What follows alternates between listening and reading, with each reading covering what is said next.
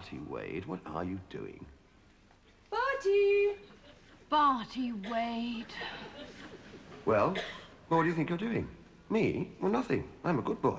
I give up my seat to old ladies on buses, don't run out of the cinema before the national anthem, and stand up when a policeman comes into the room. So there's no good looking at me like that. So what in hell do you think you're doing?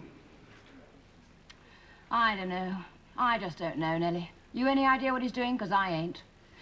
Before Mr. Barty Wade-esque walked into our lives, everything was all right, wasn't it? OK, so I was bored, lonely and suicidal. At least that's all I was. Now when he's not here telling us his stupid, silly jokes or feeding that stupid, silly face of his or singing us those stupid, silly songs, you know how I feel now? Bored, lonely and suicidal. Raspberries. How to stop yourself from being treated as a sex object. First, answer the following questions. 1, do you have your own bank account? No. 2, do you ever change your hairstyle without consulting your fella? No. 3, does he ever let you put your feet up in the evening while he cooks dinner? No. 4, does he ever let you choose what to watch on television? No. 5, ever let you choose the wine in a restaurant? No. 6, ever think that between the sheets you might prefer to read, talk, or even sleep? No. If you have answered no to all these questions, you are a sex object. I am a sex object. I have a beautiful wife who loves me, and I love her. So why are you rocking the boat fruitcake? Perhaps it's my fault. Perhaps I've been taking Susan for granted. Perhaps I've been thinking of her too much of as a wife and not enough as a woman. Yes, maybe that's it. Mea culpa. Mea culpa. So, starting as from today, I'm going to treat Susan less as a wife and more as a woman.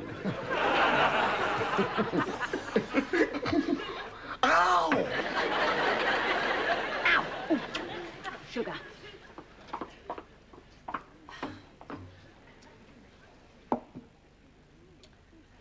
No, let's face it, fellow. We've been reading it all wrong. He's obviously not coming round here for our bodies. I know it's hard, fellow, but we have to face facts.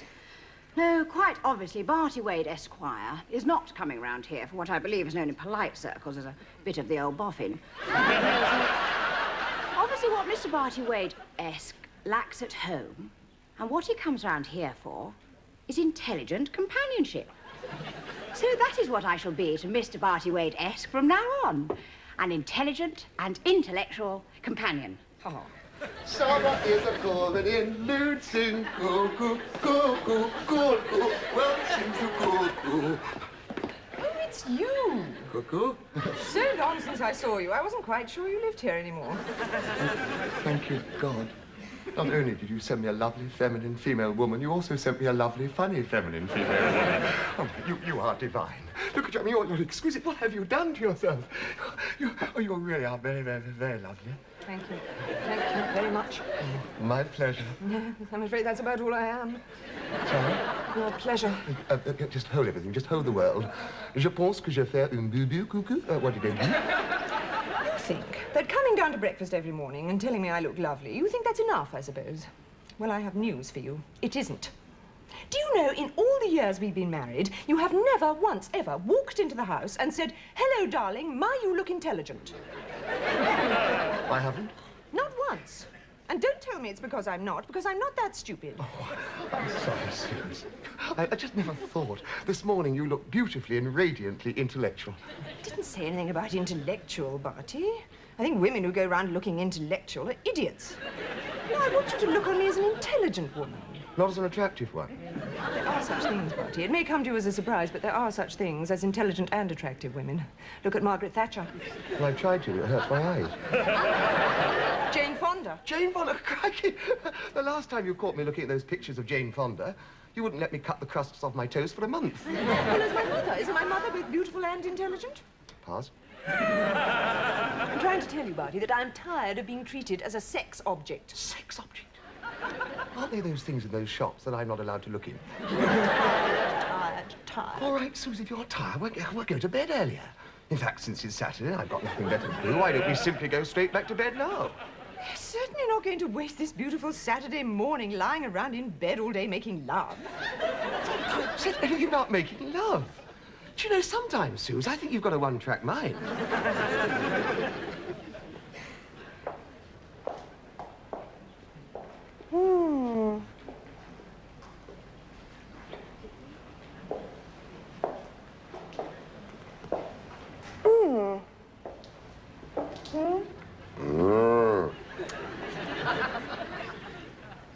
What's this one, Suze? Young woman about to bathe. Thought that was the last one. No, that was nude bathing, not young woman about to bathe. Sorry, Gladys. Marty, do show some respect. Why? Is she a widow? Marty, this is a very important exhibition. This is the first time Dweezil has been seen in this country. What's the matter? Don't you like them?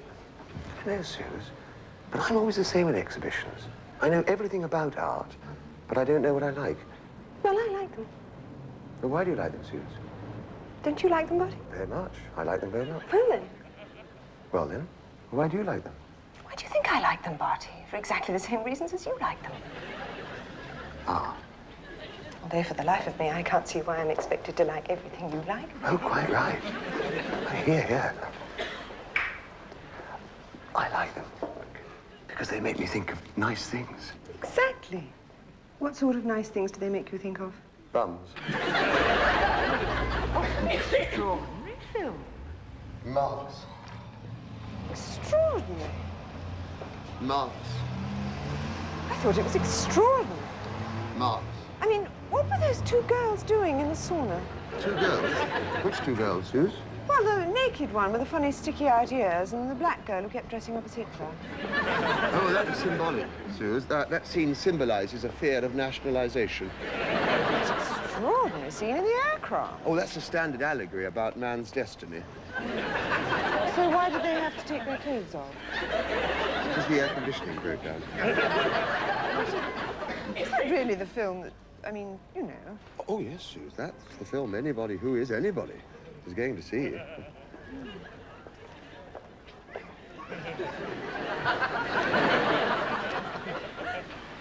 Hope you don't mind me coming round like this. Long as it's all right with you. Sue's gone round to her mother's. Probably to discuss dialectical materialism.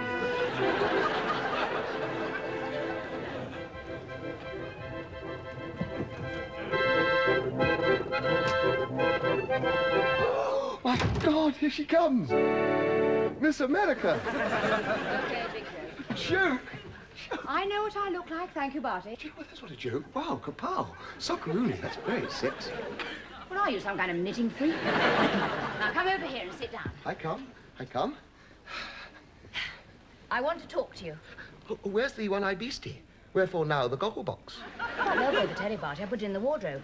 I decided it was stopping us developing conversationally. Stopping us, but isn't it time for the Incredible Hulk? Not today, Barty. We're going to talk instead. Oh, dung in a bucket. Yes, we are. So, Oh, dung in a bucket. I was reading a very interesting article in New Frontiers in the Hairdressers the other day. Your hairdresser takes New Frontiers. Who do you go to, Magnus Pike? Did you know, for instance, that the theories of hereditary jargonism and atophistic assumption have recently been philosophically refuted and replaced by the simpler but more coordinated paralogy of environmental influential patternism? Did you know that? Yes. Now, let's get out the telly. I haven't actually finished yet, Barty. All right, you can chat away as much as you like during the commercials. Heavens! Heavens, what's the time? Heavens, 10:07. Why? Blither, it'll have started. Hmm?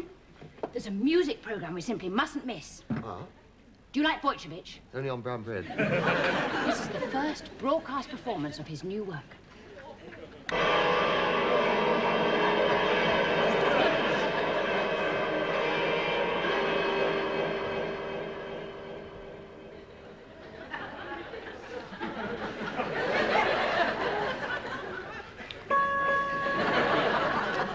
That's terrific, Nell. Terrific. It hasn't actually finished yet, Barty. That was only the overture. You mean this ball? Yes.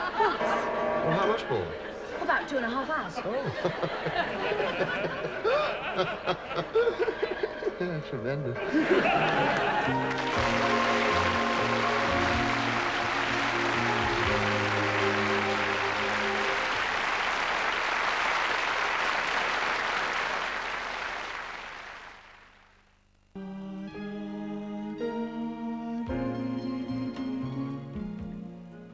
Oh, Face.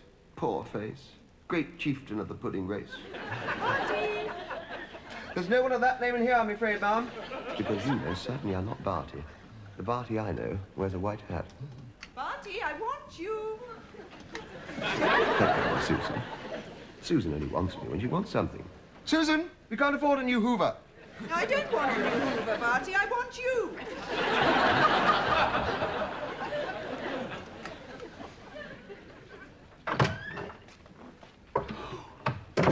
Oh, my word, yes. Oh, yes, what? What is it, the boarding house look? Those pajamas are very, very sexy. I mean intelligent. Those pajamas are very intelligent, if not positively sagacious. How can pajamas be sagacious, Barty? Round the bum. A little sagacious around the derriere. Or word has it that you want me. So, take me. I have a little treat for you, Barty. Oh, who said that life was not a bowl of cherries? What is it, feet tickling, blowing in each other's ears, nose nibbling? It's Professor Bunthoven's new book, An Introduction to the Metaphysics of Linear Philosophy. What are you going to do with it? I'm going to read it to you. Well, You listen. I've read it. Can't have it. It was only published today. They've been serializing it in the B-net. Right. Oh, if you must, but would you mind awfully skipping that chapter on collective objectivism? It makes me terribly randy. Chapter 1.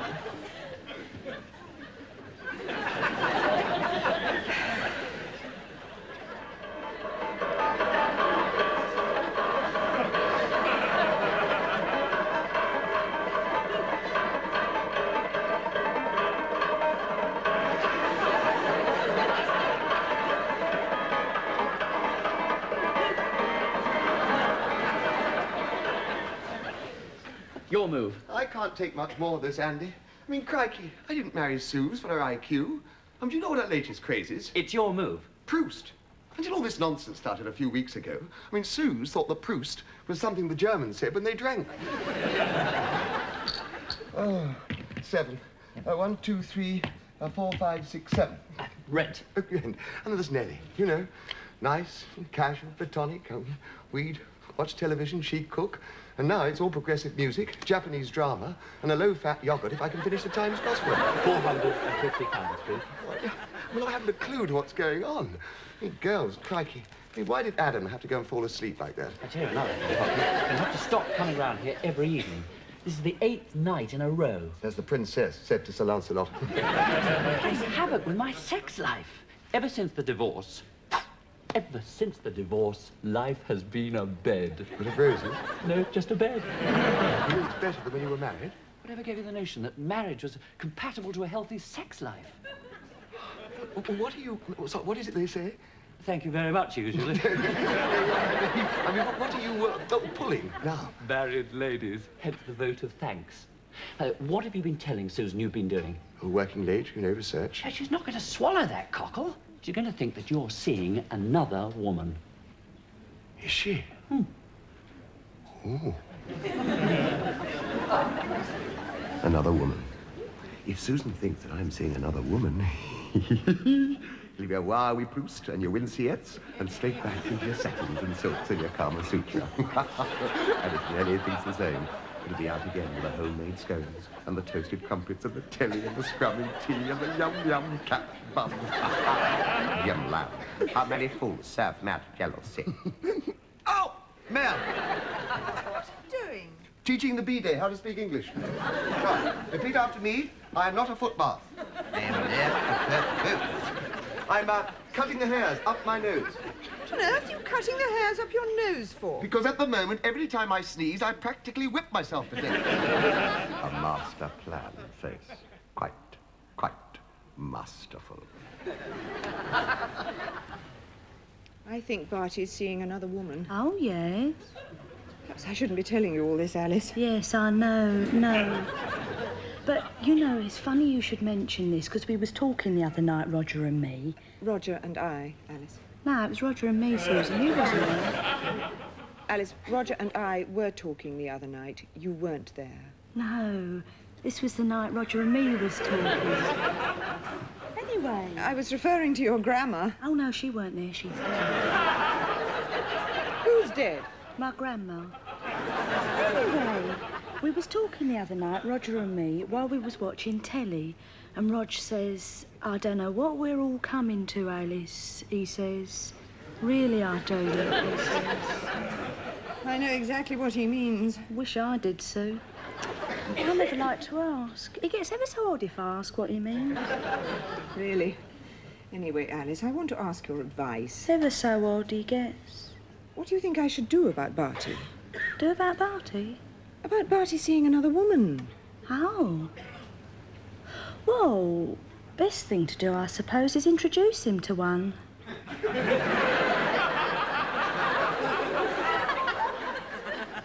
Dear diary, day 5 and still no word. What is to become of me? What has become of him? Oh, Toe. Oh, woe. He could at least have sent word, fellow. But no, no, Toe. All we've heard is the deafening sound of silence. What has become of him? He's seeing another woman, the pig.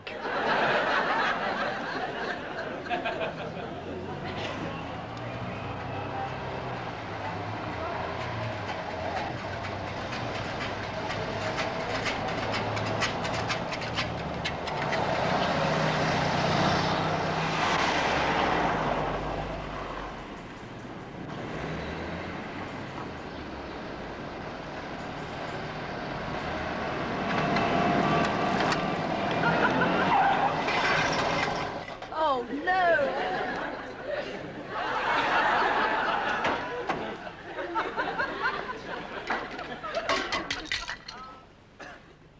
Good heavens. Penelope. Hello, Susan. Good heavens.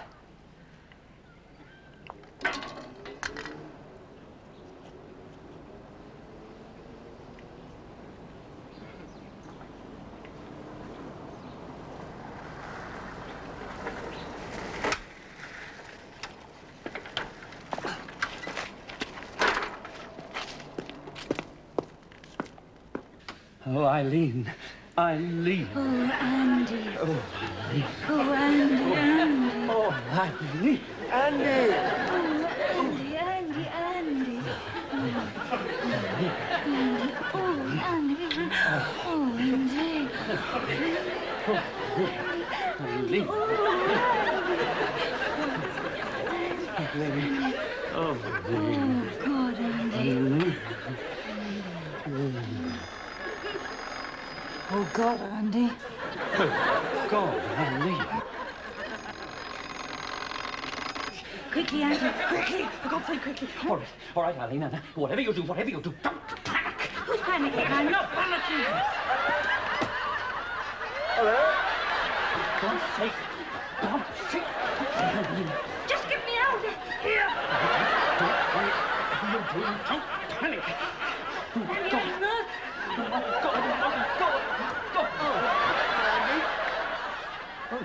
Oh, hope I'm not interrupting anything.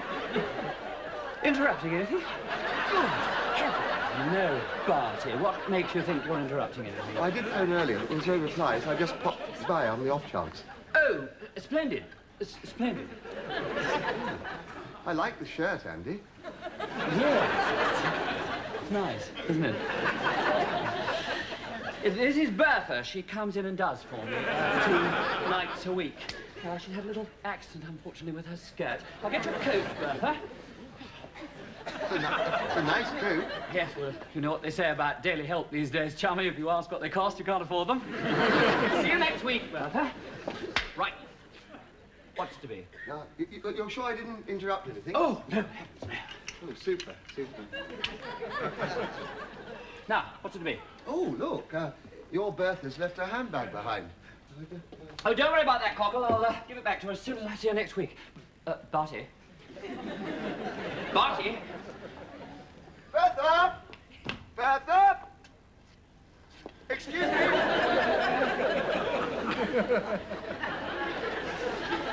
Bertha!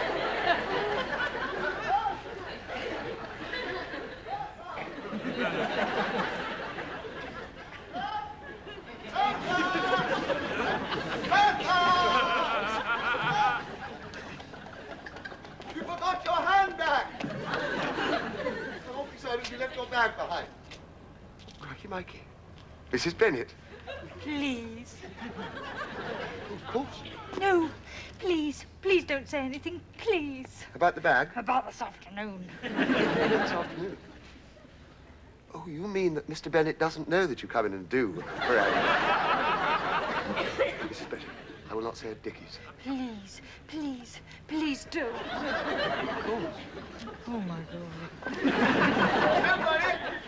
It'll be our secret.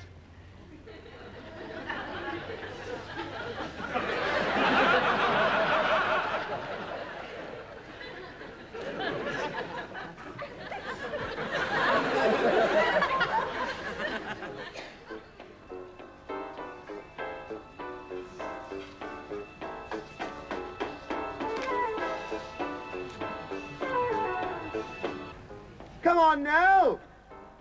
Now! I know you're in there! Nellie! Nellie!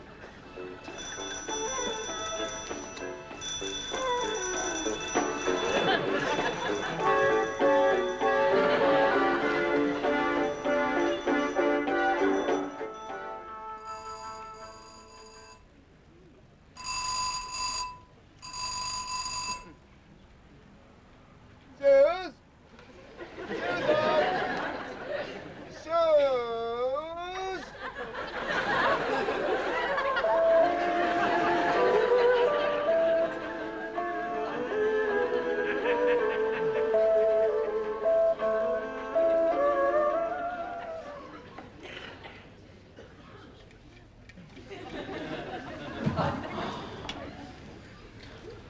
Oh, well done, Fizzog. Another fine mess you've got us into.